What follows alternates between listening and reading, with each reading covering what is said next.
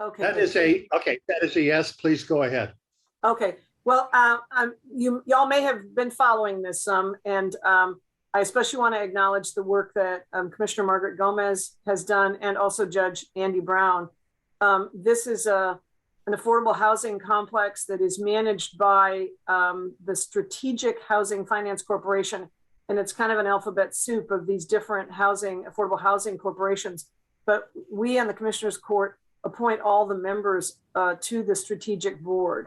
And we have had some very, I would say, harsh conversations with them in court about their management of this apartment complex. They gave everyone a termination notice, not an eviction, but a termination notice that they all had to move out with very little time to plan, because the housing corporation needed to do repairs, which they claimed were all caused by Winter Storm Uri. There's been extensive communication with the residents. They were very clear and had documentation that many of these problems in the complex, mold, leaking water lines, toilets not working properly, backing up, just really horrible, unacceptable problems, were going on long before Winter Storm Uri. And so there's been a series of essentially messy efforts to try and correct the situation. We basically worked with the housing authority and agreed to help use some of our emergency rental funding to get everyone into temporary housing for the duration of the repairs. We just found out on Tuesday that the person in charge of this operation did not arrange for a sufficient duration. It was in a hotel setup with small kitchenettes in them. Didn't arrange for a long enough stay. And so the residents are being told that they will have to leave the hotel at the end of this month and find some other place. So it's just been, frankly, an unacceptable cascade of bad management, misinformation, poor communication, and unacceptable behavior. The residents have scheduled, again, I think this is very, very smart of them strategically. They've scheduled a public tour of the repairs so that we can all see what's going on. They've had a number of complaints from residents who are still living there about mold not being removed properly, but simply being painted over, which presents a public health problem. So anyway, that's just one of the things that's going on at the court. But the other really big thing that's been fabulous at a concept level is we voted on Tuesday to approve an earmark, not a direct allocation of money, but an earmark of $110 million for several affordable housing projects that are really focused on taking chronically homeless people and transitioning them into a community and helping really to knit their lives back together. Now, the big caveat on this, and unfortunately, we didn't allow time to hear from our professional staff on this. There may well be some significant strings attached to the federal money. I've heard from our staff we may have to compete.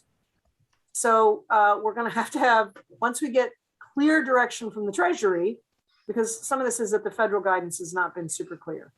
But once we get more clarity on that, we're going to have very sobering and clear conversations with the participants who submitted these ideas about whatever the requirements are from the federal government. So I was really thrilled and honored. And again, this was an initiative from Commissioner Gomez. I want people to know the really significant work she's doing in the community. And also Commissioner Ann Howard, who brought this to the court. But because we didn't allow time for our professional staff to brief us and brief the people who were submitting these proposals, the public was not made aware that there are some things that could affect our final ability to just make this money available. It wasn't earmarked, but the intent is that we would set aside a significant amount of money to meaningfully and successfully and in a practical way with proven partners seriously address the homelessness crisis in the community. So those are two big updates. We also heard from our consultant about the telework goal that we've established at Travis County, which I think is the most ambitious teleworking commitment of any local government that I'm aware of. We've set a goal of 75% of our eligible employees, meaning people who don't have to physically be at work to do their jobs, to telecommute on a permanent basis. We've already saved $1.3 million in utility bills, and that's just a snapshot. It's not the whole duration of the teleworking, so the savings will be greater. And we've reduced greenhouse gas emissions from our largest source, which is buildings. We've reduced greenhouse gas emissions on employee commutes by at least 30%. We've increased productivity and improved employee morale, and we're helping the planet. So there's so many good things across the board. Yeah, and we're going to get the final report from the consultants that will also look at what options there are for us reusing some of the real estate. If we're not using these buildings and we have a goal of telecommuting on a permanent basis, there will be opportunities to reuse some of the county real estate. So I'm going to stop there. I really appreciate you letting me speak because I'm such a huge fan of Mike Collier. I'm going to stay on and listen to him. But thank you, Sandra and Emil. I really appreciate you letting me jump the queue, and then I'll bail out as soon as Mike's done and let Jeff join, and I'll head off to the Rosemont tour. Thank you all so much. Thank you. Can you hear me now? Yes. Yay. Yes. Okay. I am so glad. I've had nothing but troubles, and this computer is less than 2 weeks old. But I do see that our special guest, thank you so much, Brigid, by the way, for everything you're doing, and especially for mentioning Margaret and giving her credit. She is not in our area, so we seldom hear from her. But I think I'm going to invite her in the future just because we're all Travis County here. So Mike Collier, are you there? I am here. There you are. Here I am, Sandra. How are you? Glad you could come. I hope your family is doing well now. Well, we're okay. Unfortunately, my mother passed away a month ago. I was aware of that, but your dad got sick then. And then right? Dad got sick. You know, you worry. They've been married for 64 years, and we were on pins and needles, and we were worried that he was going to have difficulty. But I'm pleased to say that he has turned the corner and he's back home. And I'm in Houston. He's in Georgetown right now. But I guarantee you, he's got CNN or MSNBC turned up as loud as it will go. And that's how he supports our cause. But I'm very sorry that I was not able to do the last time. I am just glad you're here now, and I'm going to turn it over to you and let you tell us all about what you're doing and what you're going to do. And I know everybody knows who you are, but just in case, let's just announce, tell us who you are and what you're running for. Well, thank you so much. Well, I'm delighted, obviously, to see everybody. I really wish we could be together in person.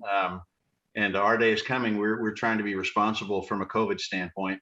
And I watch the numbers very carefully. My prayer is that we get to the other side of this and we can work together in person as Democrats in the very, very, very important work in front of us. And before I brief you on the status of my campaign, I just wish to tell you that, when I first got involved, Brigid is my witness, the issues that we dealt with, such as property taxes and public education. Brigid, I'll never forget the midnight call when I had just started running for comptroller. And I guess you were working till midnight because you were running for county commissioner, but you called and introduced yourself and said, Mike, we need to be partners in crime here, or anti-crime. And we need to talk about this big corporate property tax loophole. And we had a 45-minute conversation. I think it started at midnight and it ended up 1:45. I was driving on I-10. And therefore, Brigid, I can't thank you enough for the start of a very productive relationship. But the point is, if you roll the clock back then, we were very worried about policy. And we still are worried about policy in such things as public education and healthcare. But we also have to layer onto that what's happening in our democracy. And that's terrifying. And when I started this campaign, which I'll brief you on in a second, you make a lot of phone calls, you talk to a lot of people. That's all anybody wanted to talk about was, will our democracy survive? And so the work that we're in is that important. And I do believe that it's Democrats are the guardian of our rights. I'm going to have a lot to say about this on the campaign trail. And we are the guardians of our Constitution and of our democracy. So I feel the weight on my shoulders. I know that you do too. Now, here's the good news. And I said this to my mother so many times before she passed away, because she was pretty sad about what was happening in the world. And I said, Mom, the good guys outnumber the bad guys. We'll be fine. They've organized themselves. Now we're organizing ourselves, and we'll be fine. And that's the work that we're in. And I really do believe that. So just to give you an update as to the campaign, and you all know by way of background, I was told in 2014 when I volunteered for duty to run statewide, I was told we can't win. And my response to that was, well, then we better get started because I'm not getting any younger. And I've put every ounce of energy and almost worn out my third pickup truck, fighting to make darn sure that we have political competition in this state and we beat one of those scoundrels. And I got my bullseye on Dan Patrick. I personally think he's the worst of them. And I'm seeing the clapping. And you know, the background is I ran against him last time and we were gaining on him right up to election day. And you know, everybody in politics that gets beat will say, well, if I only had more time and if I only had more money, I could beat him. Well, guess what? I've looked at the data. And if I only had more time and if I only had more money, I would have beat him. And now I have 14 perfectly good months and we're raising money. I'm pleased to say we've already raised $1 million. I mean, we are way ahead of where we were 4 years ago because there's faith that Democrats can win one of these races and it's a fight worth fighting. Now we're going to have a lot of people running for office. I'm not allowed to tell you, I guess, who I think is going to run for governor. Perhaps in the Q&A, I can be cryptic and pulled out of me, but I will predict this. I think we're going to have a very strong governor candidate. And I'm highly confident that we will have a very strong governor candidate, and this is going to be an exciting race. So my campaign. So I launched an exploratory effort in April. I mean, I've known my own mind since the day after Election Day in 2018. I mean, I came close. Dan Patrick had a ton of money. It didn't really help him. You know, everybody knows Dan Patrick and you either like him or you don't. And TV commercials aren't going to change that. And so his money just doesn't really help him. And we were gaining on him. And I decided that he can be beat. I was disappointed that he won. I think a lot of people have died because he won. And I mean that. COVID, the freeze, this is serious stuff. And I decided then that I'm so honored. I had 3.8 million people turned out and voted for me. And I decided right then and there, my job is to make sure all 3.8 million come back and a few 100,000 more, whether I'm the nominee or whether somebody else is the nominee. The more important thing is the next lieutenant governor needs to be a Democrat. Can I have an amen? And when I think about what's happening with redistricting, and this is where it gets really serious. I mean, I've been on the phone all morning with state reps, just sort of comparing notes about this redistricting fight that's coming. We're all very worried about it. I mean, that was the heartbreak in 2020 when we didn't flip the House, because we know what comes next. And we have to be realistic. I mean, I think it's their call and it's corrupt and it's undemocratic and it's Republican. And so that makes, in my opinion, when you think about the future of healthcare, when you think about the future of public education, when you think about fixing the grid and all the other things that we're passionate about, criminal justice reform and the rest, that means we have to have a Democrat lieutenant governor. Otherwise, they'll run the table for a long time. I mean, this is very, very important. And governor and attorney general. Please forgive me if I'm focused like a laser beam on my mission, but I mean the entire slate. So this is very, very important. So I launched an exploratory committee in April to see whether or not anybody cared whether I was the one to run this race. I figured I could start calling people and people could say, no, Mike, you've lost. Thanks. But I'm very pleased to report that the exact opposite was the response from this. I'm so pleased and so proud to say that folks that I called on the telephone, and I know that I've spoken to 3,000 people by now, have said, thanks for running, go get them, Mike. And I feel really, really good about it. And the fundraising is going very well. We raised our first $1 million, which I'm just so pleased, 10,000 individual contributions, which speaks volumes to the energy that's out there. And we, not one penny and this is very, very important, not one penny has come from a corporate PAC. And I am now so confident that we can raise the money that I can say not one penny will come from a corporate PAC. Not only now, but forever. That's done as far as I'm concerned. I'm not going to take their money. I'm going to take money from Texans. I'm going to take money from labor. I think I saw Jeremy. Jeremy, I'll be in touch. I've already taken a check, $2,500. And I'll take money from teachers' organizations, and I'll take money from people that are concerned about the treatment of animals and so forth. I mean, we are all in this together, but I am not going to take money from the corporate PACs because the lieutenant governor must, in my opinion, be independent and working for Texans. And I'm going to have a lot to say about that. And I'm very proud. And, you know, because digital fundraising makes it possible. It's a whole new world.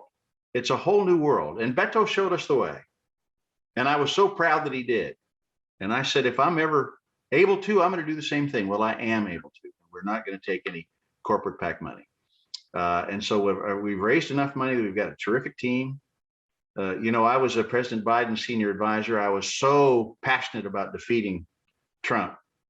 I mean, I wanted to do everything I possibly could to defeat Trump, and was honored to be Biden's senior advisor. And I was able to work hard so that he would beat Donald Trump. And then when he became president, I called him up and I said, I don't want a job. I want a rematch. And they were delighted. And a lot of the professionals that were helping the Biden effort and the Harris effort have signed up to help me. So we've got a team of advisors like you can't believe. I mean, they are really good. And I hope Dan Patrick knows what's coming. And here's the way we're going to run this campaign. And by the way, I am not assuming that I am the nominee. That would be improper. I hope I can earn your vote. I'm asking for your vote. I'm asking for your trust. But I think our political leaders need to go out there and earn their stripe every single time.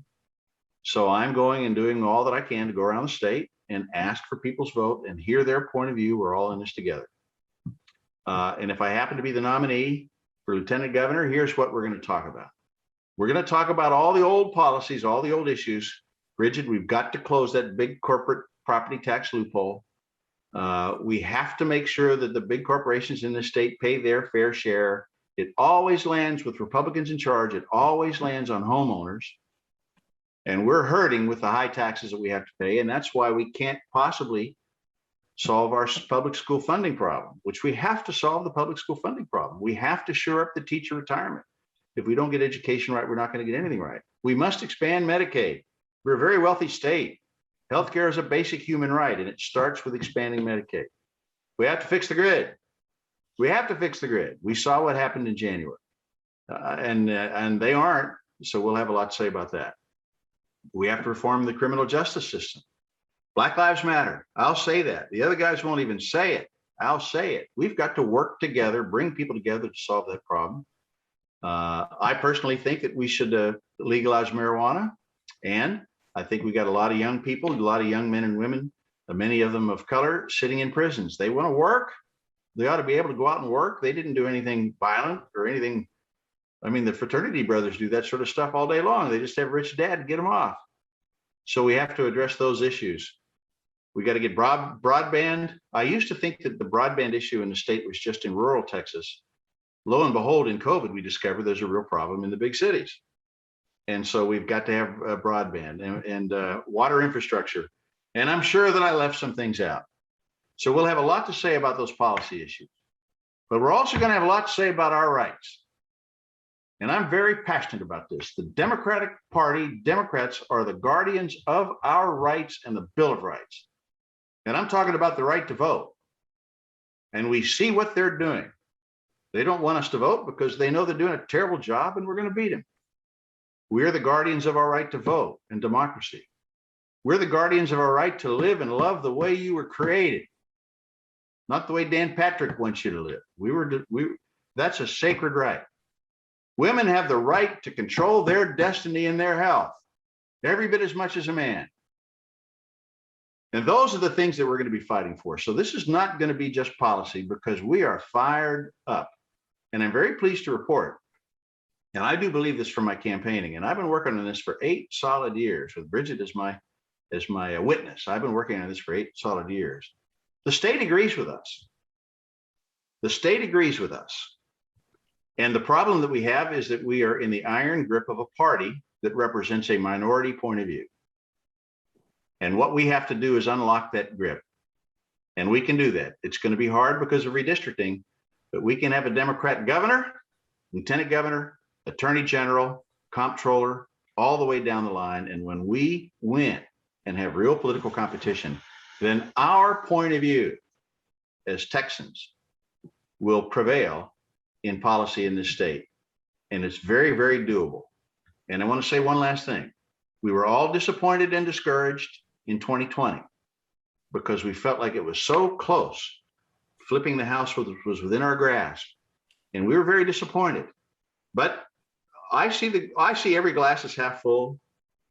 We didn't advance, but we didn't retrograde.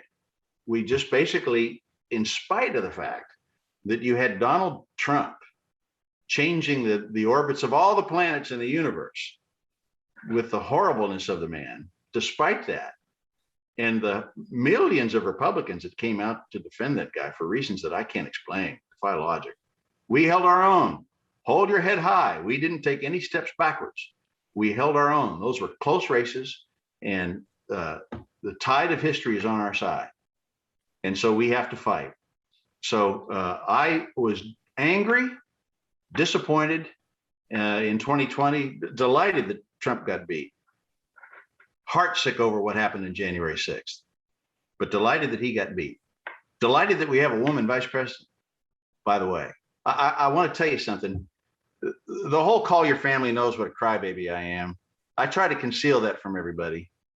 But my wife and I will sit and watch TV, and I have this thing that I'll put my hand over here so she can't see me if the tears are coming. But I had no idea that I got caught by surprise when Vice President Harris said, "So help me God," and we had a woman vice president. The tears just came to my eyes. That was one of the most emotional moments on one of the most emotional days.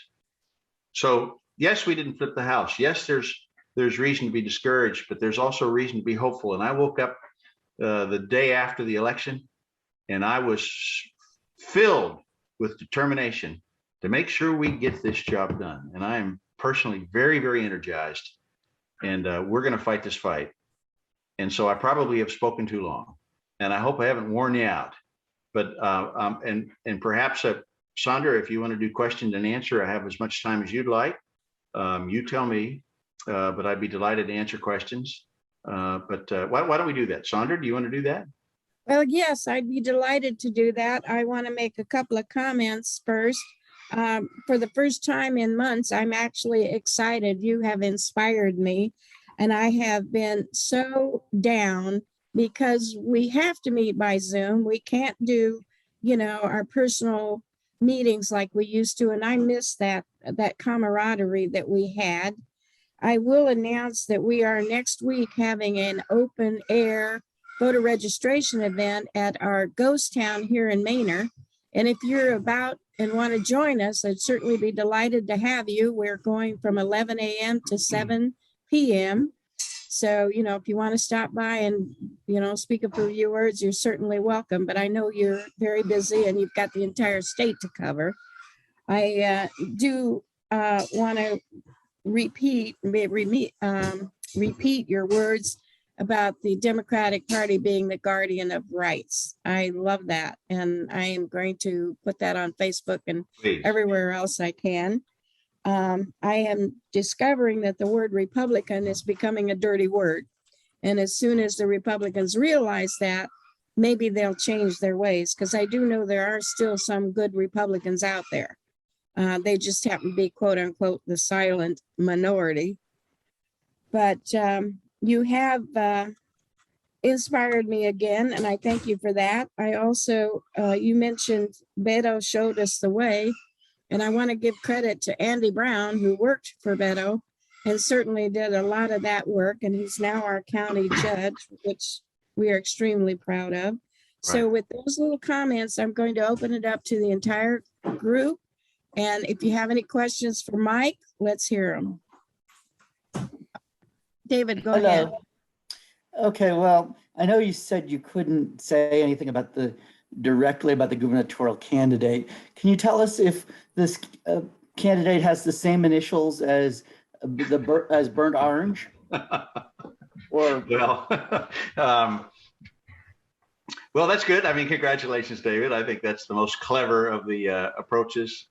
No, I mean, I'm expecting Barack Obama is going to run. You know. No, no, I won't. I can't obviously. I don't know. I don't know if he's going to run. He has not told me. If he did tell me, if he asked me not to tell anybody, I would honor that. Yeah, I'm probably Beto's biggest fan. He's a very sincere, I don't have to tell you all this. He's a very sincere, very authentic person. We're real proud. I am allowed to tell you what I told him. Because I called him a couple of weeks ago.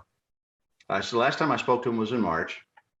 And then I called him a couple of weeks ago and I said, Beto, so I'm now going to report to you that I've spoken to 3,274 Texans.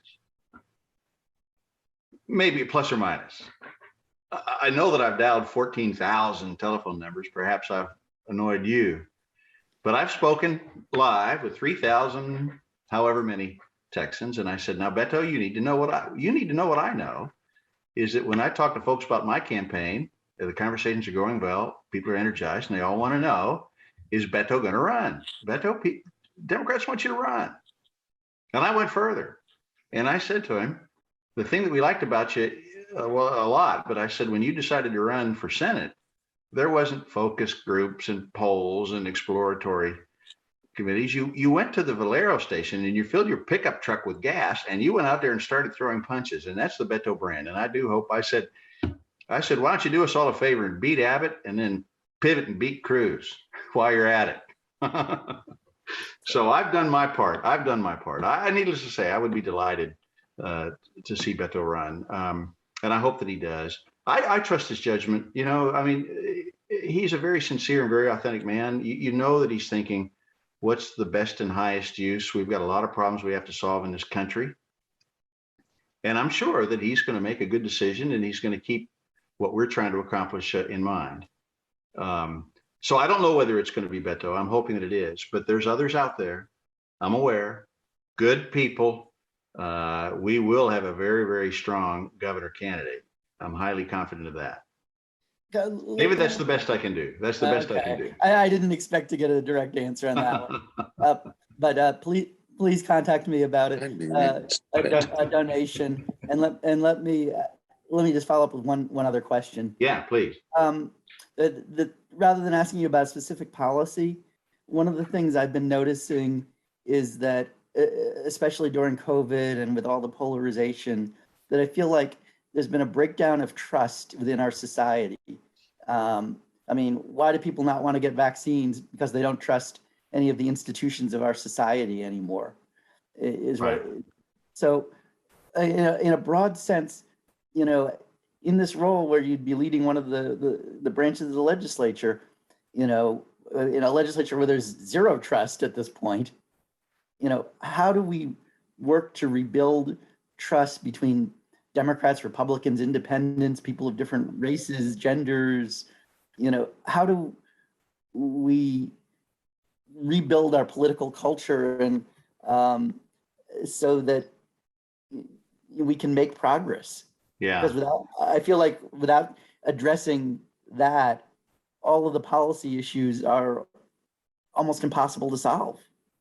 Yeah, well, listen, David, I share your concern. I think we're all very concerned. This big lie, for example, it's almost hard to believe. It's almost hard. It's almost hard to believe that people buy this, believe it, and it's hard to believe that people are believing this nonsense that January 6th was just a picnic.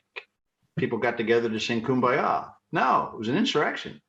No, it's really, really hard want to take horse dewormer to address. Yeah, it's really, really hard to believe. I will say this. I mean, as an individual, and we all have to play our part, as someone who aspires to be a political leader, it's just very important for me to earn trust, and earning trust takes a long time. You have to decide that you want to be trusted. You have to decide that you want to be trustworthy. And you have to always do right. Sam Houston, we're going to say this a lot in the campaign. Sam Houston famously said, do right and risk the consequences. So political leaders have to play their part. But I will say this, there's one party that campaigns and interacts with on a substantive and honest basis. That's our party.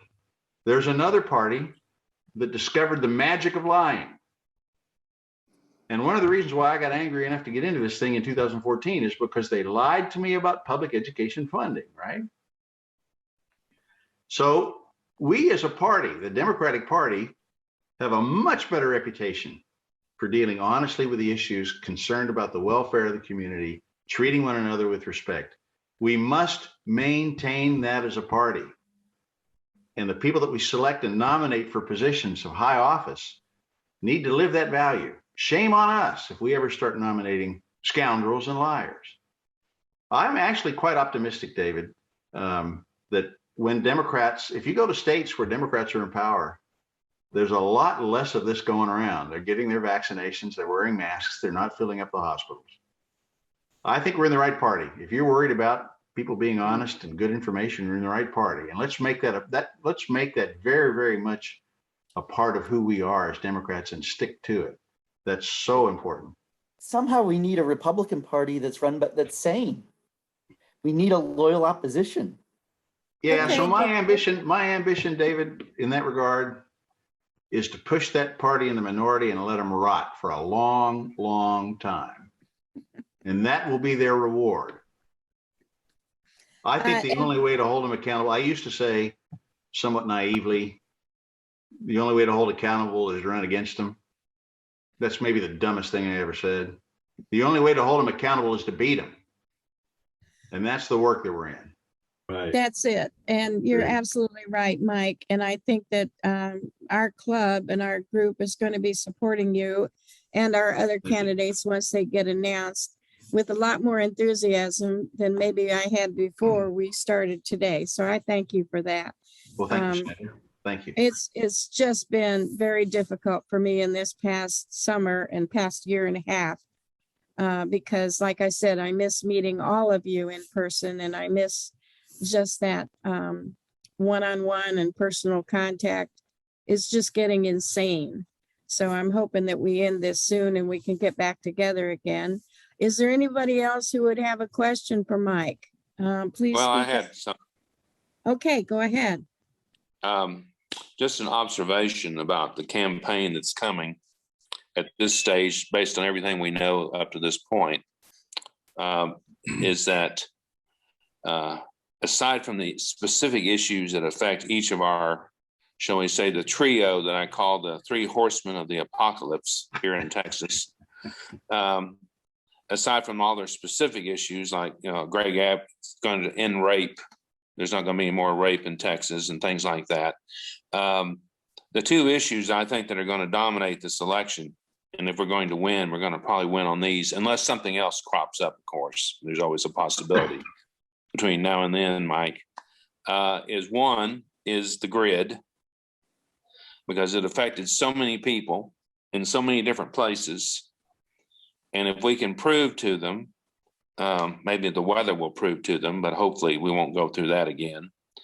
Prove to some of them that, yes, they haven't done anything other than just take $1 million checks from the power companies here in Texas, that they're still vulnerable. And this is something that strikes very close to home, that's an issue that's going to has potential to be very powerful. I agree. And so hammering on that issue, and over and over and over and over, whether it's in Snyder, Texas, or Dallas, or wherever it is, Right. That's going to be to peel off some of those voters out there in Redville, and basically make them think, well, do I want to freeze again? Why are we why this doesn't seem to be working? The second is the whole COVID thing. Right. Now, we don't know how long this is going to go. We could have COVID next year in November. Right. We can be going through many variants. And the way it's really going to come down in my mind is that you're going to vote based on what the potential, if we drive home the point, you're going to vote on whether you were shot or not. Right. basically. Either you believe that public's health and the commitment to people in general is an important thing, not just for the state, but for your own family, or you don't. Well, you're some itemized little person out here who can do anything they want to do, regardless of the consequences for anybody else. And so really, you know, the people who are not getting vaccinated, refuse to be vaccinated, and I have I've communicated to some of these people. I understand how they see things. They're not going to be convinced, and they're not going to vote for us for the most part. Right. It's the ones that did go get vaccinated who are worried about their children, are worried about, you know, they're being able to have a job that lasts longer than a couple of months before they get laid off every time we have a variant. Those are the people we've got to appeal to. And so figuring out your strategy in those two areas will probably be decisive. I mean, let's face it, you know, a lieutenant governor is a jerk, but most people don't know that, and they never will know it. But they know about those two issues. How could they not? So, you know, to me, you need to focus your energy unless something else comes along. All these other issues like redistricting and education and all that stuff are fine, but we've had that before and we hadn't won. These two are new, and those are the two things I would say as Democrats we have to pound away on, Right. particularly in the suburban areas of the state, and say, which way are you? You know, what do you think? Where do you think Texas needs to go? Well, I would say, David, I completely agree. And I really enjoy hearing you because I picked up some things in terms of how to communicate it. I completely agree. The people that went and got vaccinated are very angry with the people who didn't. And the people who didn't get vaccinated aren't going to vote for me anyway. That's right. One thing I learned along the way is that, you know, I'm not in the business of changing people's minds. You can't, the state's too big. You can't change people's minds. The job is to find people of like mind and get them to the polls. And the folks that got vaccines and are doing right, wearing masks, including Republicans, are furious at that minority of the state who's refusing to do it. And, you know, I hear stories of people dying, not from COVID, but dying from stroke or heart attack because they sit and wait. They can't get in. There's no beds for them. And this is really dangerous stuff. So I completely agree. And as to the grid, I absolutely agree with you. And I'll share a little story about our campaign. We've so far spent an enormous amount of time and money telling people to fix the damn grid. We got to fix the damn grid. And I had a fight with my team. I'm not going to cuss. I told my mother, my sainted mother, that I'm not going to cuss on the campaign trail, even though in private, you'd think I was an old sailor.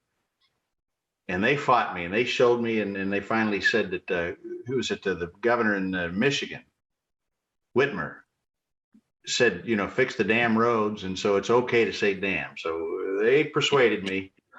You should have seen the look on my mother's face when I told her we're going to say fix the damn grid. But we're going to say fix the damn grid everywhere we go, because I completely agree with you, David. I mean, it was a complete disaster. And, you know, one of the reasons, and there's a linkage to taking corporate money. I mean, one of the reasons why the grid isn't working is because these guys take corporate money. And there's some folks that are making good money on a grid that isn't serving us. Well, they're going to get $1 million checks. I can assure you. Oh, it's just astonishing. It's just astonishing. Now they'll tell everybody it's fixed. They're playing roulette. They're playing roulette, weather roulette. They'll tell everybody it's fixed. And yeah, some people will eat it up, but it's not fixed. And they're praying that there's not a storm between now and not a freeze or not, you know, a problem between now and election day. So my job is to make sure that everybody knows what happened to you is going to happen again. And, you know, interestingly, when you run around the state, what really makes people angry is their pipes burst. You know, I mean, being in the cold is one thing, but getting a $500 or $600 bill to fix your house and nobody's helping you. And by the way, the energy profiteers, you may know this, about $16 billion of windfall profits flowed into the pockets of these energy profiteers, and they get to keep every penny of that money. And that is just not right. And of course, there are a bunch of companies that squeezed in the middle. It was a wealth transfer from companies that got pushed into bankruptcy in the middle of the supply chain. That money made it to the folks at the top of the supply chain, but we can't possibly allow these companies in the middle to go bankrupt. So you and I are going to pay that tab. It is a transfer of wealth from ordinary Texans to the wealthiest of these corporate interests. And Well, that the ain't gonna challenge- happen on my watch. I like to tell people this in my Yeah. professional life. I made a living as an auditor. I tell, I'm Dan Patrick's worst nightmare. I'm a Democrat and I'm an auditor. I get lied to for a living. When it comes to money, don't mess with me. So I agree with you, David, and thank you for that insight. Well, I just want to say the challenge is always there's a disconnect with a certain percentage of the voters who vote one way, but say they believe this other way. Yeah. A lot of people will say, I'm thinking a woman should have the right to control her body, but I'm going to vote Republican because of this issue or that issue. Oh, yeah. A certain percentage of them, particularly women in Well, I would say suburban this- areas. And Yeah, you have to get it in their head that you're voting against yourself, and they don't seem to get it sometimes. They really don't. Well, I agree, David. I would say this: the folks that don't get it are shrinking in number, and the folks that get it are growing in number. That's why they're suppressing the vote. And I'm not going to spend any time trying to change somebody's mind. My job is to go out and find people of like mind, make sure they're energized and excited. Not just me. It's a whole slate. It's all of the candidates on the ballot working together to do it. I mean, we need to have a diverse slate, by the way. That's something that we're all working on because I've run twice now. I'm going to run a third time. Each time I was on a very diverse slate. I was very proud of that. That's what we're about as Democrats. And we need to have a diverse slate, but we all need to go out there, coordinate to the extent we can legally, and make sure that we find people of like mind and move them to the polls. The majority of Texans see it the way we see it. Then we got to fix the damn grid. Yeah, exactly. And agree. that's what I wanted to comment on. It seems like we have 3 issues that will hit people right where it counts, right in their most emotional parts. And that is the grid, COVID, and marijuana. And the reason I mentioned the marijuana is that some of our good friends are pushing that issue because it does appeal to our young people who we need to get to the polls. Right. So any issues that we want are going to have to be aimed directly at the emotional parts of our voters, Right. regardless. So I just wanted to mention that. And I do believe Thank you. that Jeff Travillion has a question now. Okay, Jeff? Well, first of all, it's always good to see the invisible man, David Butts, whenever we have a meeting. Mike, it is good to see you again. Good to see you. And I have to agree that the issues that we're going to be looking at are the grid. I mean, we will be looking at the grid, but the perspective that I think we have to consider is why would we allow other states, particularly Oklahoma, to have better access to energy than we had over that catastrophic period? I mean, we have to point out that everybody else did reasonably well.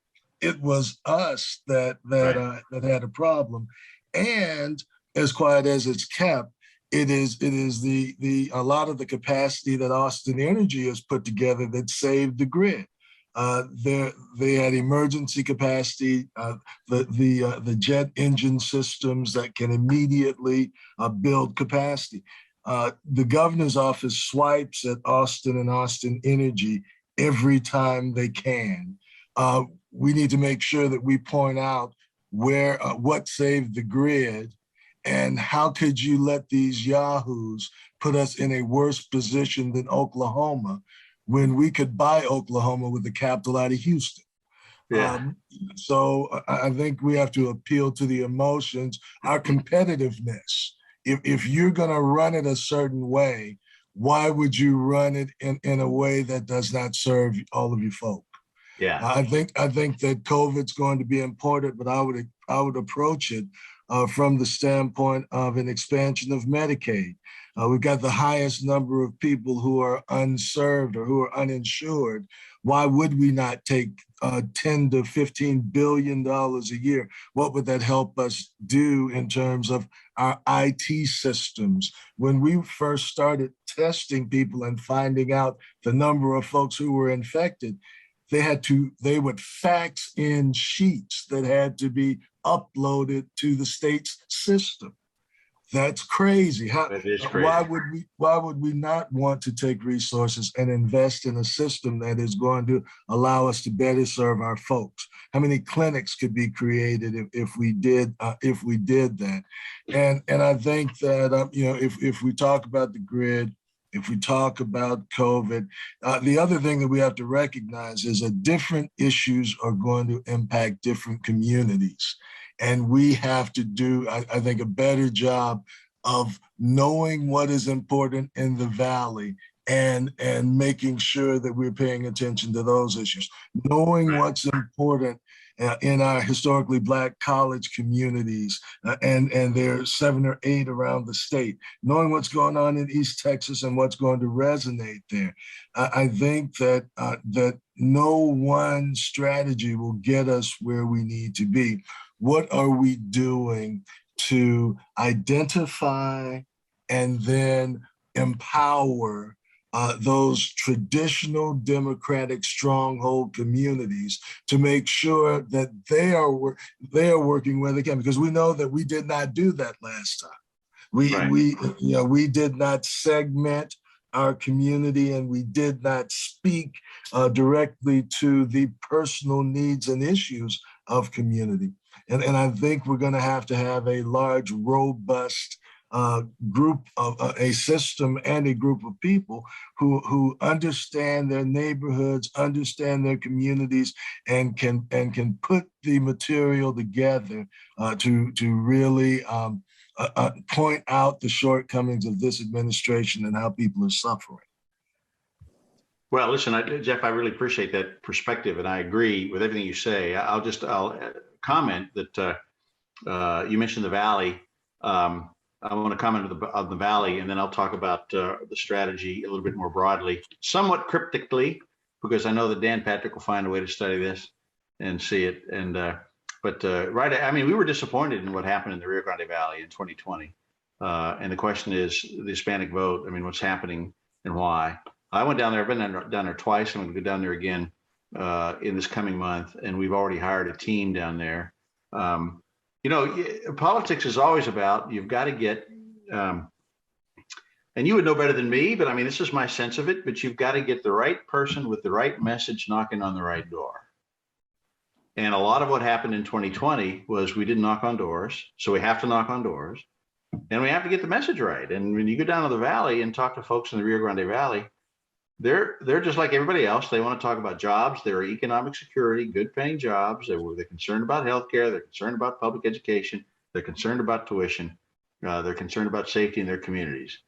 You must talk about those things, and you have to show up and do it in person. And so we're going to spend a lot of time and a lot of effort to make sure that we get that right. And there's some reasons in 2020 that didn't happen. The other thing I want to mention is, as then Vice President Biden's senior advisor during his campaign, we had access to a whole lot of data. It was a treasure trove of data, and we found large groupings in large communities where you have registered Democrats that don't vote because people don't go talk to them. And I'm not going to say exactly where they are because I don't want my opponent to know what I know. And I don't mean to be disrespectful of the president and his operation, but they didn't do what I wanted them to do. I don't mind telling you, if he were here, I would say that. I mean, he won. He got his 270 electoral votes and he won the campaign, and that's what we wanted. But there were places that we didn't get to in the presidential contest. And I can see it so much more clearly now than I did before because of the access to the data that I've seen and the relationships that I've built along the way. And by the way, his data guys are now my data guys. His polling guys are now helping me. So there are large swaths of registered Democrats that have not heard our message. We have not asked for their vote. When we do ask for the vote, we don't do it with the right messenger. We don't do it with the right message. We know where they are, and we're going after them, Jeffrey. And I think there's a lot of votes. And I think people are going to be very pleasantly surprised at what happens in the Valley and in other parts of the state. And I hope you don't mind that I'm being somewhat cryptic, because I don't want anybody else. I don't want the Republicans to get any ideas. So. Well, I'm good with that, and I want to help and we can particularly help you with the African-American part of the equation. Thank you. So, Thank you. so let's talk when you have an opportunity. Thank you very much. And that is a big part of it. And it's not just the same thing with the Hispanic community, everybody. I mean, it's a big complex state. What you do in the Valley is not the same thing that you do in Central Texas. It's not the same thing you do in Harris County. It's not the same thing you do in North Texas. Knowing those differences is hugely important to what we're doing. As I mentioned, right messenger with the right message, knocking on the right doors, the key to success. And this is something I have learned, by the way, moving out here to Manor. I'm only, 12, 15 miles away from Austin, but the issues are different out here. And then when they talk to Austin, Manor isn't listening. So that's one of the reasons we're having this big voter registration next week to, get this area. And it includes like Elgin and some of the Bastrop County areas. So I'm hoping to reach out to them. And I would like you and Andy and anybody, Jeff, anybody who actually represents this area to come out next week and take a couple of minutes and just maybe have a little speech, a little stump speech, and get them to know who you are and what you do. I think that is so incredibly important. And now I think Kathy Kidd has a question. So let's hear from Kathy. It's more of an observation. The men who've been speaking have given no or short shrift to this abortion rights issue.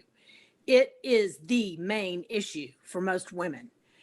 I would suggest that that is one of the planks you should hammer home the most. Yes, the freeze hurt a lot of people. Yes, COVID affects everybody, but so does this issue. Please put it into your platform. Hammer it every day. It is so important. Thank you. Thank you, Kathy. I will. I'm pro-choice, and I'm going to fight this fight. And if Roe v. Wade overturns that, if the Supreme Court overturns Roe v. Wade, which I think would be disastrous for policy, disastrous for our state, then that'll be the fight, and we'll fight that fight. Thank you, Kathy. Thank you. One thing that Jeff mentioned about Medicaid, Mike, is that I would identify every rural hospital that's still standing in the state and figure out just how much money are they missing, if it's possible, because they're not getting Medicaid. Because we all know that there's a crisis of healthcare in rural Texas. That's right. And while you're not going to win rural Texas, if every vote you can peel off of them by saying, because of these people in the Capitol are, endangering your hospital, your healthcare at the local level, you can get some votes if people understand that their hospitals are probably hanging on by a thread in many cases. And I'm not talking, many have closed. Many have closed. Yeah. And so just drive home. That's right. Go ahead. Yeah, they're very concerned about hospitals closing. My experience in campaigning is that if you go out and talk to folks about education, healthcare, and water, and women's rights, you go out and talk about those things, and in a way that people say, yeah, this guy, I agree with him. I agree with him. You find that it stops being a partisan contest as much as it is, in my case, Mike Collier versus Dan Patrick. He's not going out in rural Texas and talking to anybody. He's taking those people for granted. He doesn't want to engage them when it comes to public education because they have fought against public education. He doesn't want to engage them when it comes to hospitals closing because they've blocked expansion of Medicaid. He doesn't want to engage when it comes to the grid because they're the ones that blew it. Nor does he want to engage when it comes to water infrastructure because they won't lift a finger. And they darn sure aren't going to get in front of women after what they did. And so a big part of the campaign is going out and talking to people where this is where the state impacts you in your life. And this is what those guys are doing to you. And when I say guys, I mean guys. We all know that. This is what they're doing to you. And this is why you need change. And we discovered we got a lot of votes in rural Texas. We didn't win. We got about 27%, but we got a lot of votes in East and West Texas. And because we talked about the issues where the state affects their lives, as mentioned. So that'll be a big part of our campaign. And even if Dan Patrick does play this tape, he's not going out there. He won't face voters on the issues because he has failed on each of those. All those guys do is run around and pour gasoline on fires. That's their stated objective. You saw him just the other day, right? He dashed up to Fox News every chance he gets. He goes up to Fox News and says the most astonishingly racist things. And you saw his latest. I'm not going to dignify him by repeating what he said. All I'll say is that he never misses an opportunity to dash up to Fox News and say unbelievably racist things. I think trying to turn 2022 into a referendum on racism. And I think we win that one too. I think the vast majority of Texans despise racism. I know I do. Hey, Can you do say we more have about what you somebody? can do in rural Texas to say raise that to 35 or 40%? Because I mean, Well, you do that, we win. well, yeah, yes. We're going to work as hard as we can. There's room to grow in rural Texas.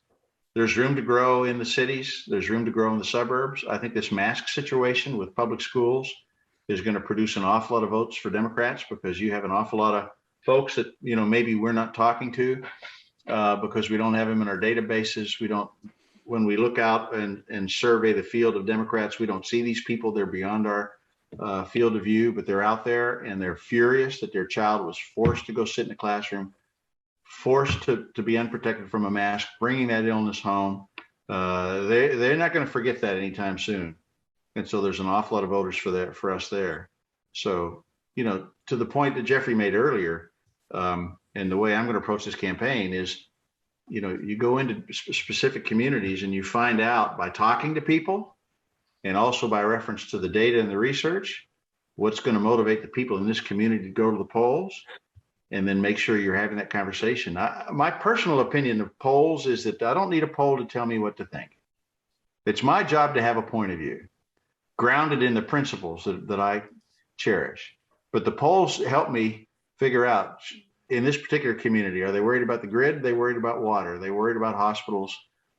And so I use the data to guide our investment and choosing from a palette of the things that I, believe in. I mean, if you're a Democrat, there's no limit to the things that we can talk about. I mean, their policies have failed across so many different aspects of where state policy affects people in their lives.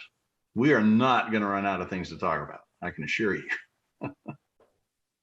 I think one of the biggest things that people feel is helplessness. They know what their problems are, but they don't know where to turn and they don't know how to resolve them. And I think if we can address that in itself, you'll have plenty of support. So does anybody else have any other questions or Thank you. comments Thank for you. Mike? I have Yes, one. Emil? I thought for a long time that I was knowledgeable about the issue, how abortion was a political issue. And I found out in the last 24 hours how wrong I was. I was listening to the latest podcast by called Now and Then. It's the historian Heather Cox Richardson, that if anybody's been around me for any period of time has heard me talk about her. She has a campaign of relating today with the history of how it got where it is today, and how much for the last year, her whole point has been how much this is a replay of the time after the Civil War. And it's much more important. At any rate, they had a podcast on the history of abortion and the fact that it's an extension of slavery, it's an extension of child labor, it's extension, the opposition to abortions have been to provide more slaves, to provide child workers, to provide male dominance, and they tie it directly into the history from the beginning of this country. And so I highly recommend it, and I'll put a note in the chat. Interesting. Thank you. Very interesting. Yes, thank you for mentioning that, Emil. Maggie, I think you are next. Thank you so much, Sandra. Hi, Mike. It's so good to see you again. Nice to see you, Maggie. It's unfortunate that we can't be together, but at least we're not having to form a wall of democracy around you to protect you from the crazy Trumpers. Although I'd want Reverend Mel protecting me anytime. Yeah, So that was something. That was something. It sure was. So, my seat is 24 counties in the area, obviously, where you're going to be and where you've been. And it's going to go to a Democrat. The last 4 elections, the Democrats have taken 5 seats. So what we're doing is we're just out trying to register voters to get these other seats, the lieutenant governor, all those seats to try and flip those. So we would love to, whenever you're out in these 24 counties, to connect with you, and when it's safe to knock on doors, to knock on doors and get people registered. To help you however we can. Well, thank you so much, Maggie. If I'm not mistaken, the brains of the Collier operation, certainly I'm not the brains of the operation. The brains of the operation is on this call, Ali's 80. And yes. if he's still with us, yeah. Yeah, I've been in contact with Ali. Yeah. Okay, so yeah, so he'll be the person to talk to. But yeah, the answer is yes. I mean, we're going to run this campaign the old-fashioned way, where you got to go out and be amongst people. It's the part that I enjoy the most, because I just love being in the company of Democrats. I mean, I really do, because we share our values. We love democracy. We're civil to one another. We're compassionate. We despise racism. We hope for the best for everybody. It's just a very joyful experience to be out and about, sitting here, about to drive man crazy. I can't wait to get out. And we will definitely do it, Maggie. Thank you. Now you know how I feel. I was just thought when you were speaking about getting out, years ago when I lived in Iowa, Obama came through and went to a very small town in the center of Iowa and went to a farmer's home to have dinner. And the entire state of Iowa fell in love with him at that moment. Yeah. Because, he was in this very rural area. There were less than 500 people in the entire county. And he chose that particular farmer to talk with. And it ballooned for him. And it's those kind of things that I'm finding here in Maynard. Now, Maynard's, like I said, not that far from Austin, but far enough to be distinctly different in our concerns. Yeah. So that's a real lesson that I think all of our politicians need to learn. The votes are in Austin and Dallas and Houston and so on and so forth, San Antonio, but there are also votes out there in no man's land. Oh, I agree. You've got to campaign to the entire state. Okay, I think Denise has a question for us now. Denise?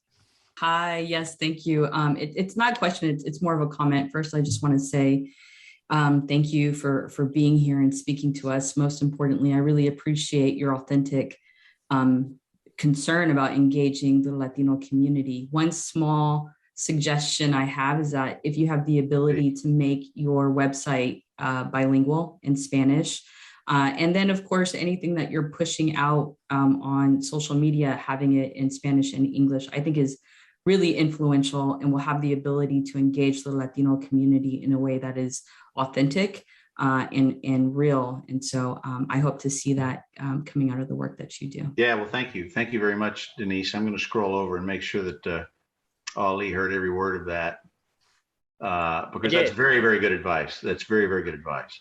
And so thank you. Thank you. Okay, anybody else have a question? We probably worn Mike out for today, I'm thinking. Oh, no, when you're running against Dan Patrick, nothing wears you out.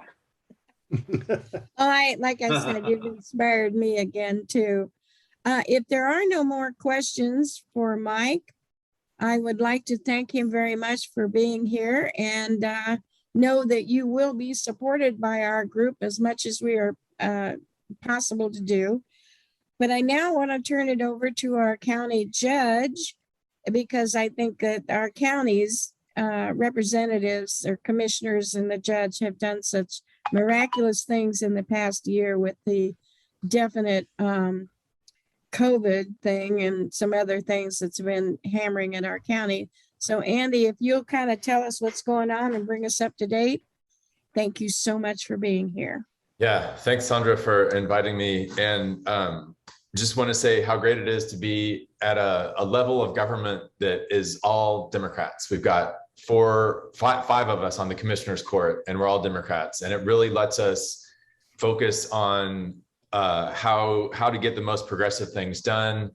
The little occasional kerfuffles that we have are never about whether or not to do something. It's about the best way to do it. But we have got such a great set of folks, including Commissioner Travillion, who's here right now, representing Travis County on the Commissioner's Court. It's something so rare, obviously, given the state that we're in, to have that. But it's really something that has great effect on policies and frankly, even with COVID. And I'll get into that now. So I think because of the great representation you have at the Commissioner's Court level, I've now been sued twice by Abbott.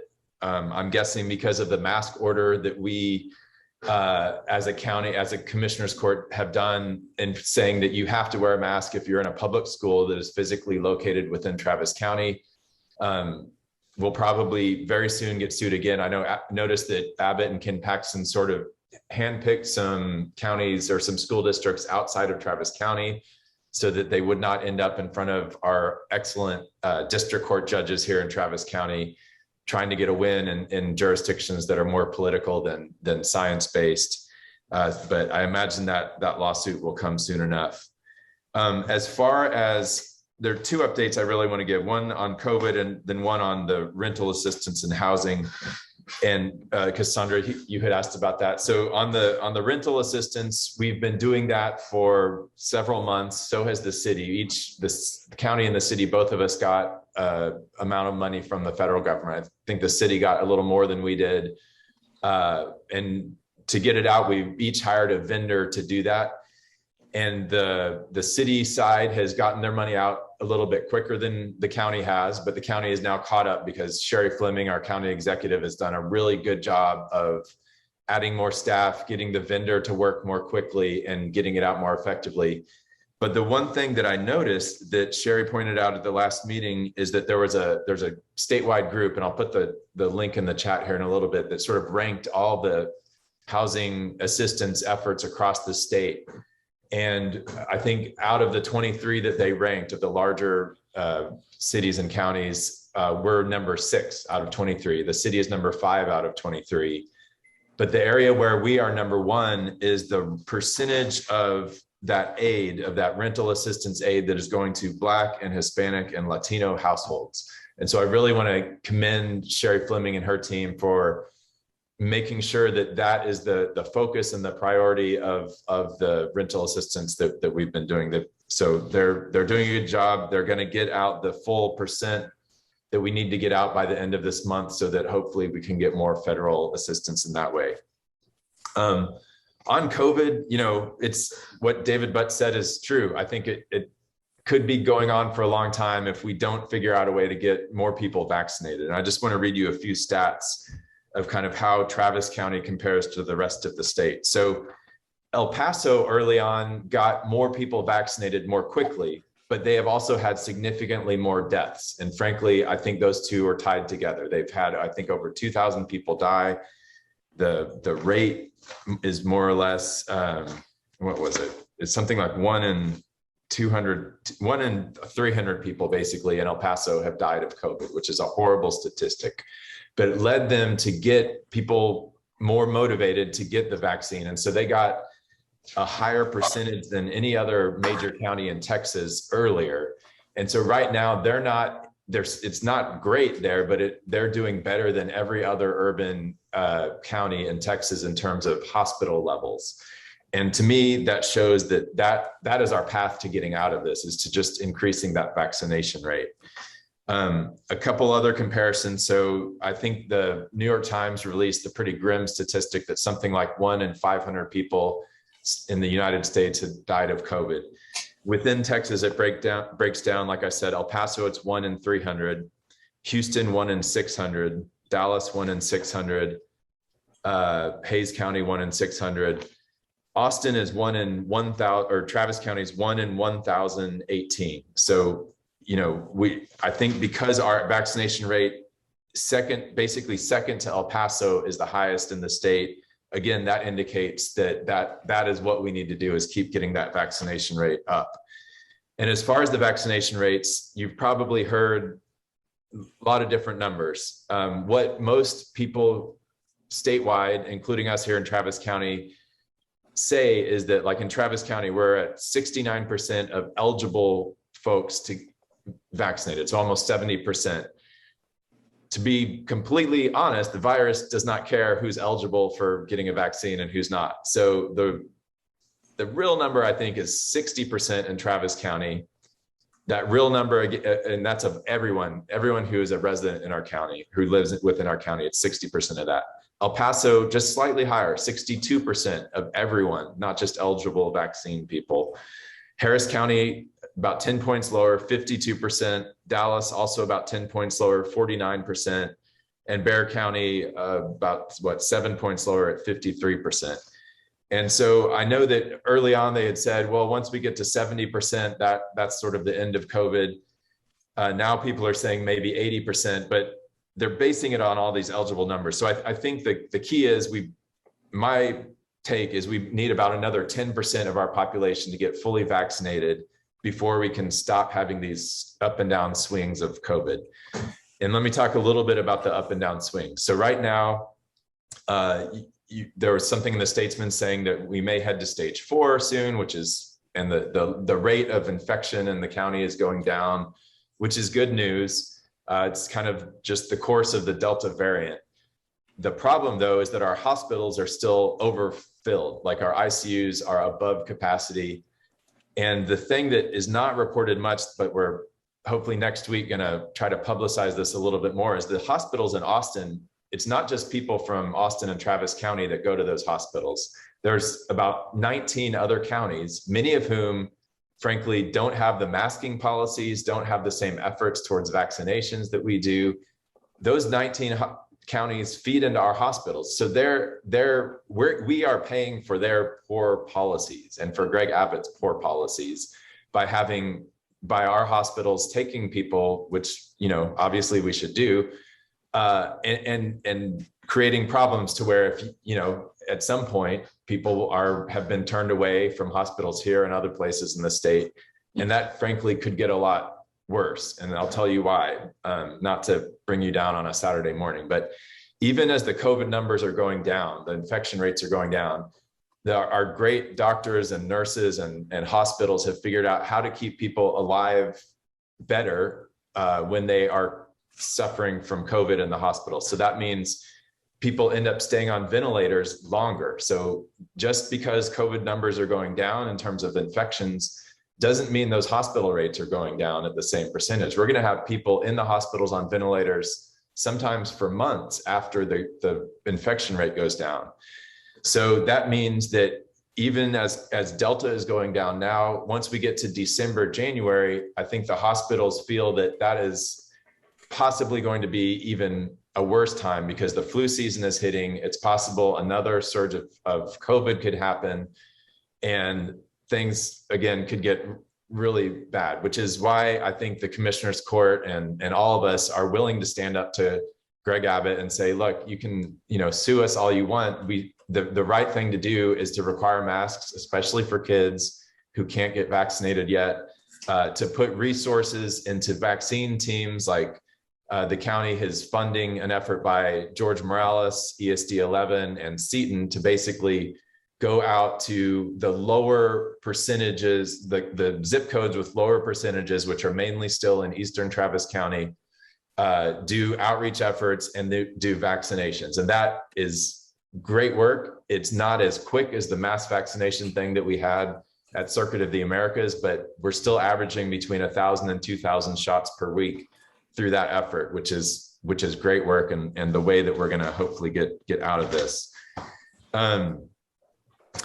So, the things that you can do, of course, are to try to, I'm sure everyone here is vaccinated and has heard this a million times, but we just have to get that other 10% up. We're looking at any way possible. I mean, this is not something unique to Travis County. This is obviously something the entire United States is looking for.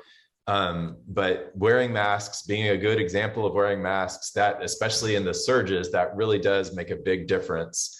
I often sadly find myself as the only person wearing masks in different public places that I go, but still do it, even though I'm fully vaccinated.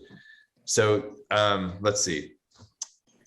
Those are the main two things as far as updates. I probably want to pause there. I know Commissioner Shea mentioned some good work that we had done this week, passing $110 million for homelessness, basically housing, about 50 million for a Community First and Foundation Communities effort, which is amazing. And then another 50 million for efforts that will probably take effect quicker.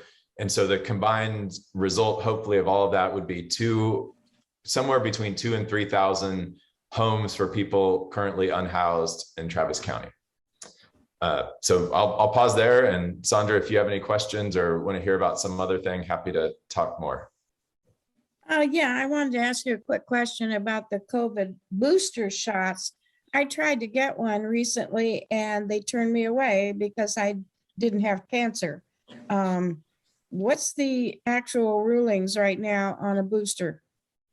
Yeah, so right now, people who are immunocompromised can do it. And I have heard that people that like ARC, frankly, is letting people sign up, I think, without certain requirements. I think there's different people that are different entities that have frankly different requirements. But as far as what the city and the county are doing, it's basically for people who are immunocompromised. And then it sounds like from what the FDA did that soon it will also be age-based. I think we're still within the 8 months probably of most people having gotten the shots. So, it seems to me that a third shot would make sense.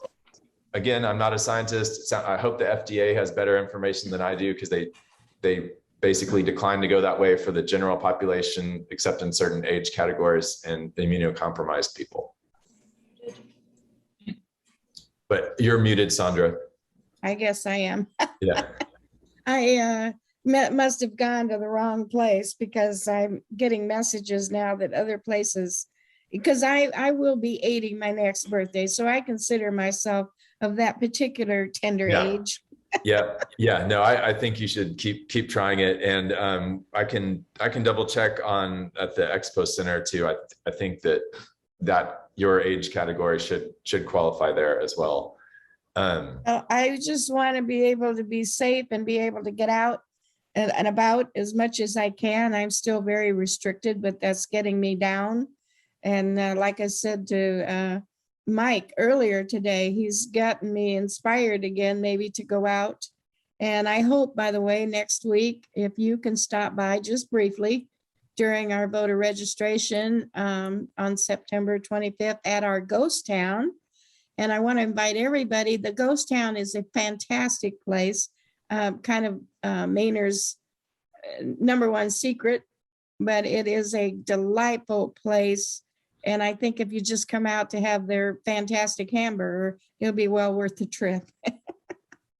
So, awesome. Okay, does anybody have any questions for Andy? Along the lines of registration, I worry about not just closing up the gap of the last 3 to 5% of Travis County that isn't registered, but also with the new advent of poll watchers. I'm trying to tell people to be sure you have the right address and proper identification. You don't want to be challenged at the polls. Absolutely. I see Bruce on here. I don't know, Bruce, if you'd want to comment on that. I do know that we passed additional funding to help at the polls this year, and then preparing for next year as well from the Commissioner's Court perspective. But Bruce, any thoughts on what Carol mentioned? Well, first of all, we do have to continue our voter registration efforts. It's so dynamic. People are moving here, moving away from here, turning 18, becoming citizens, all that. So we can never let up on our voter registration efforts. And to some extent, going into these next elections, it's going to be a new world. And I'm very concerned about the authority that the legislature has given to the poll watchers. And I'm sure that Dana is going to provide some guidance for voters for how to deal with that. And I know that her election workers are going to be on top of it as much as they're able to be.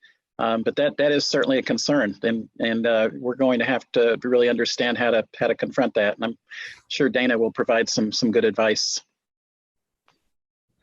Hey, Bruce. Yes, sir.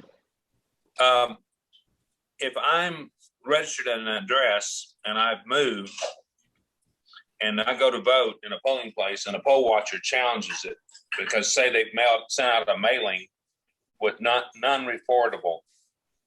So they have a list of everybody whose mail was returned to them. What is the situation with my right to vote? Am I automatically moved into provisional? Well, historically, the election judge would allow you to vote at your previous address where you're registered. They wouldn't allow you to vote at the new address.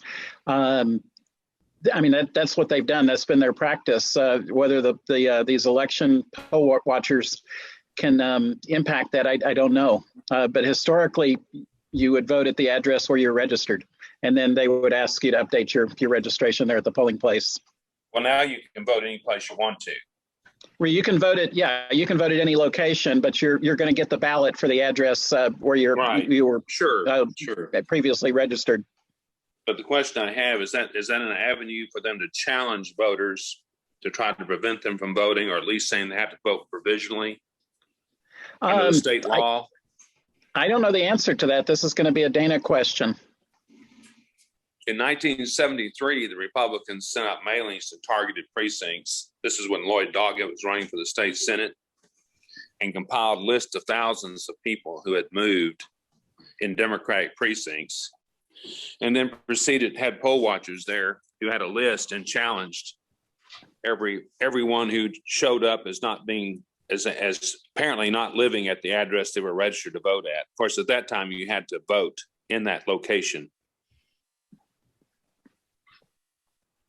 Yeah, I mean, I think that all the Democratic organizations really ought to think about having Dana as a guest so she can kind of address some of these issues and how they're going to approach it. Okay. She's on my list to invite absolutely to the next meeting. Thank you, Bruce. Good. And by the way, I'm glad you're feeling better. I didn't realize that you had hurt yourself. Oh, thank you. Yes, my dog yanked me off my back deck and I fractured my ankle, but I am on the mend. Oh, thank God for that. Okay, does anybody have any further questions for Andy? I think I see David's hand up. Okay. So I wanted to thank you for including ACC in your order. I think it was like a revised order that added us in so that all of my students are masked, and that is a joy to be back in the classroom with a masked class. And secondly, just as a UT alum, to ask, is there anything the county can do about the super spreader football games? I mean, or is that just all under state authority and we can't, do anything, even though obviously they're in Travis County? Yeah, no, that's a great question. And yeah, thank you, David.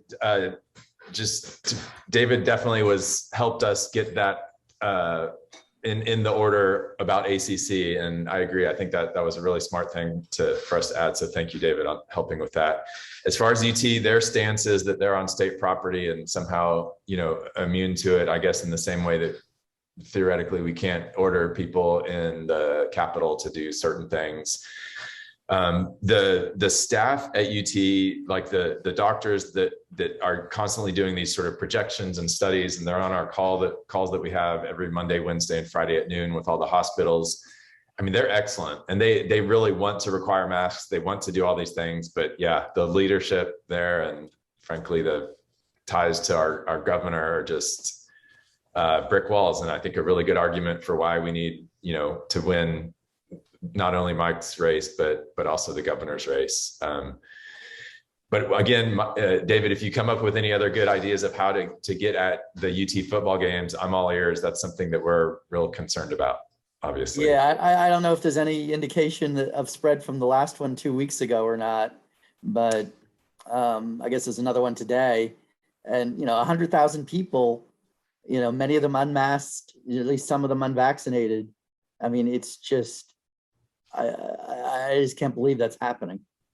Yeah, no, it's bad. And yeah, they're at least tracking that. And hopefully Dr. Walks will have a report about what they're seeing in terms of spread from that could have some influence, I guess. It's pure insanity, but I believe Emil has a question for you, Andy. Yeah. I got two trains of thought right now. The number one is what I just put up as my screen. That information I just posted in the chat, and this is the open house and voter registration drive that we'll be doing out in Manor next Saturday. And so for all of y'all in the county organization who can make it out, it'd be fantastic. And then I have a specific question on a totally different topic for Andy, and that is there a way that we can practically require landlords to assist tenants and apply for rent support before they evict renters?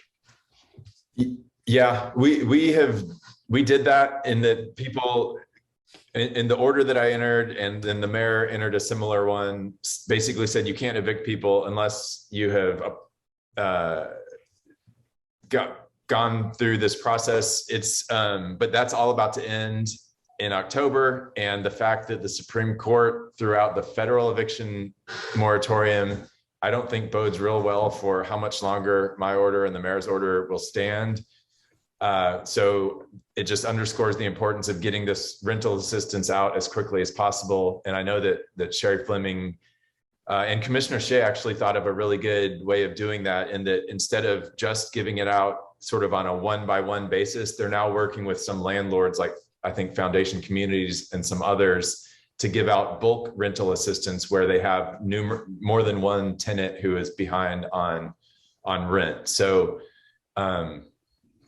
yes, there is that we do require that they go through this before evicting someone, but again, that's coming to an end in October, and we'll look at trying to extend that. But even if we do extend it, I don't know that, there may be some legal issues there as well.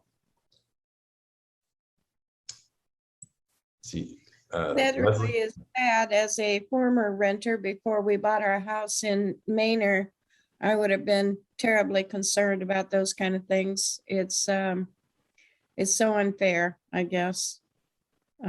Most renters don't have a lot of resources. That's why they're renters. So it's somewhat disturbing. Anybody else have any further questions? Leslie, I see. Hand up. Okay.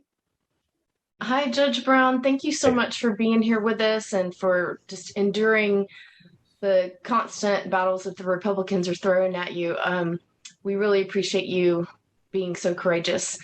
The last I heard on the local news, ACL had not decided what COVID precautions they were going to require. Do you have any update on that? Yeah, so I was talking to the organizer a couple of weeks ago, and it's the same people who did Lollapalooza in Chicago. And I think as far as big events and it's kind of the world we're operating in, I think they did a good job in Chicago, and that they required first that people be vaccinated. And then also I think that they get a test within 72 hours of the event. They're trying to do the same thing here. Again, they're fighting with our governor on this. Like he won't let them say vaccines required. He will, I think, let them say tests are required. And if you're vaccinated, you don't have to get tested or something along those lines. What I heard today is that they're actually just going to require testing across the board, which I think is arguably even better, because you can still spread, even if I could still spread COVID, I could, even though I'm fully vaccinated, I could get it, not know it, and then spread it. And so I think the testing, if the tests are reliable, is possibly even a better thing about better way to approach it. But that's my understanding, is that they will require testing and maybe some amount of vaccines. But this governor we've got, this just makes it so hard. So, I think we're all hoping that there's a way to do it. And it looks like since Delta's going down, and ACL has actually been really good about preparing having their own medical kind of tent facilities there so that they don't add an extra burden to our ERs and stuff like that. I have to say they're doing a lot better than, you know, others in our community in terms of large events.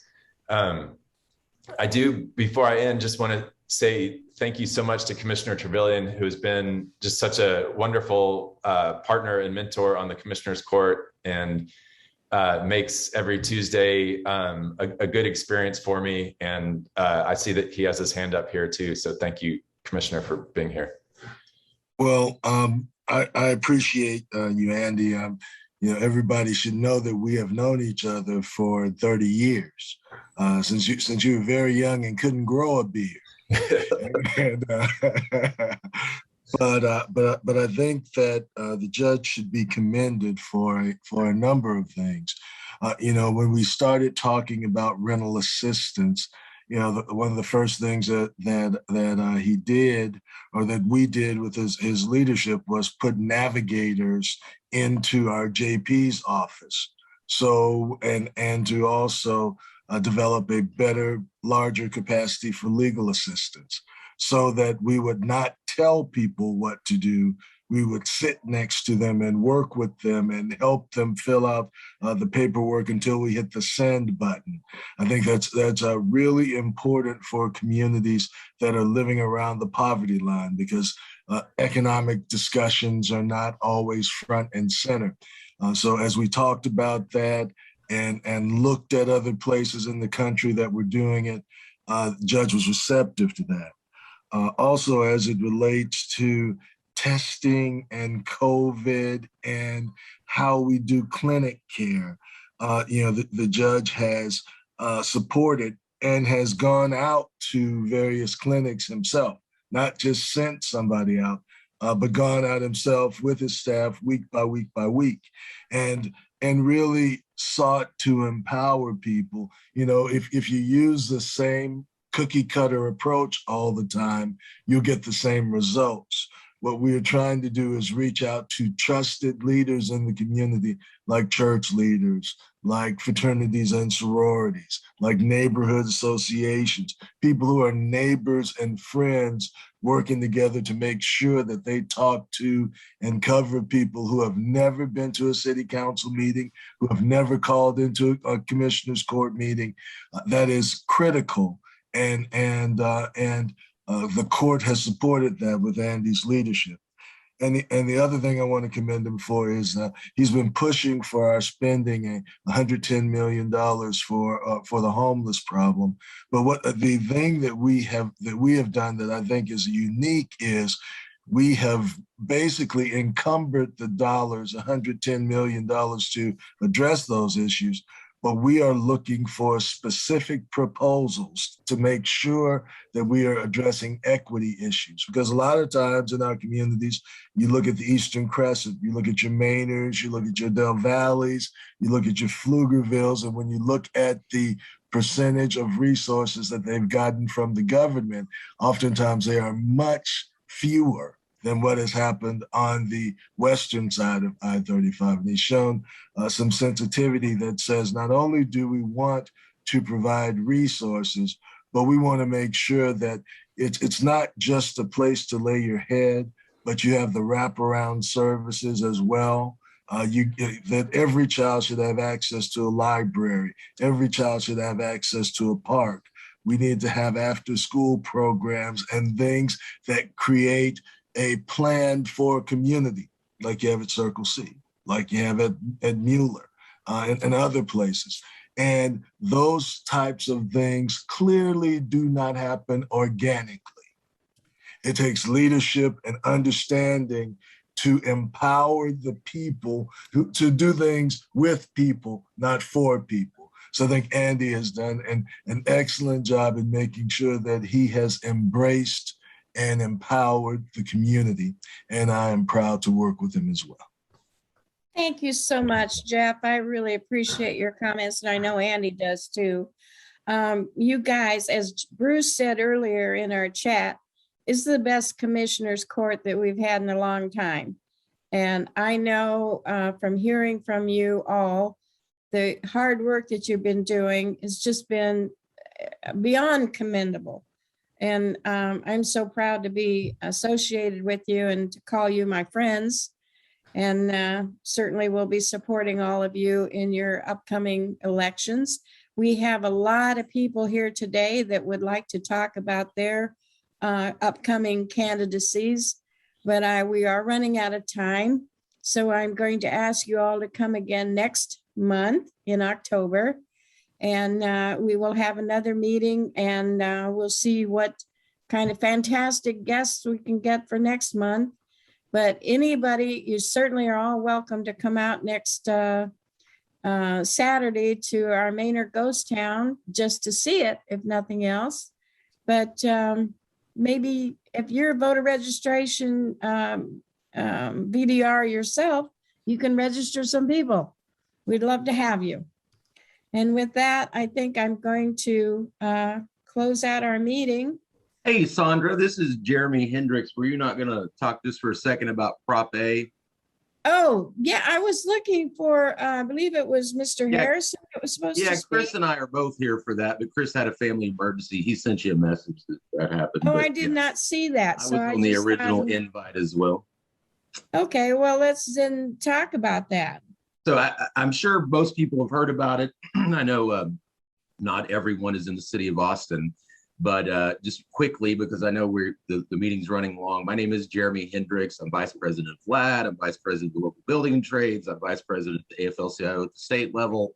I'm Secretary of our Neighborhood Association. I say all that all of those organizations have came out against Prop A, including over 100 others all across Austin. And so a lot of Democratic clubs have joined that coalition that's no way on Prop A. If you don't know, Prop A is the unfunded mandate. It's Republican-led. Chip Roy, John Cornyn are behind it. The Republican Party chair here is running it out of the campaign office, out of the Republican headquarters. So don't fall for their lies and tactics. They got the petition signed with lies. It's definitely an unneeded, unfunded mandate that would add something like $500 million or 600 officers and $500 million over the next 5 years, which is absolutely unneeded and would lead to slashing budgets and workforces in every department in the city of Austin and every service we provide. And so it's definitely an attack on the city of Austin. It's an attack on the city council. And we hope that NETCO will join other clubs like LAD, the Environmental Democrats, Capital D, all these different clubs are doing. So I forget all the different ones, but at LAD, we last week voted to oppose it in a landslide, unanimous vote, I believe it was. And so I know Lynn is posting in the chat that our website where you can go join individually, sign up for the updates and join the coalition and have your name listed, and also the Facebook and the Twitter. So please follow that. Obviously, we're starting a campaign from scratch. Save Austin Now is behind this, and they've been working on this for years, and they're just rolling from the homeless vote into this. And so this is definitely the largest coalition that's ever formed against a proposition, the fastest it's ever formed. So we're very proud of that. But I hope you'll join us. You've probably seen that murder rates are up and things like that. It's nationwide up. Austin is still the safest big city in Texas and one of the safest big cities in America. And if you remember, former Councilman Spellman, he just actually had a thing in the paper the other day about how there's no correlation between murder rates and going down and more cops. So this is definitely not the fix for the problems that we're having in society. So I'll leave it there unless there are any questions. I don't know what your endorsement process is, Sandra, but definitely would love to have NETCO join that coalition to stand up against Prop A if possible. So, yeah, I fully intend to do that. And also Greg Kassar has come out with a email that he sent to me for the same information. And I was thinking that in our October meeting, since it is just prior to that vote, that possibly we would concentrate on Prop A during that time. So could you join us again in October? Yeah, absolutely. And again, Chris is the criminal justice expert, so we can definitely make sure that he's back as well. And again, as individuals, in the meantime, please go sign up. I know they're having they actually had a volunteer day. They're out canvassing right now. They're going to be doing that on every Saturday between now and the election. Early voting starts October 18th. Election's November 2nd. So it's right around the corner. So we definitely appreciate that, Sandra. Okay, we'll do what we can. I'll certainly be posting information on our website and our Facebook page, and those of us that can get out and run around in public. Well, there's Okay, also thank- on the website to sign up for signs. So there's lots of other stuff that folks can do to help out. So definitely go check out that website that Lynn posted there. Okay, great. Thank you. Thank you. Anything else real quickly? Hearing none, I am going to close this meeting. Thank you so much, all of you, for being here, and I will see you next October meeting. Okay? Always good to see your smiling face. Great to see everybody. Thank you, Yep. Sandra. Thank you so much, guys. Thank you, Sandra. Emil, you have to close the meeting because you're the host. Okay, I'll start.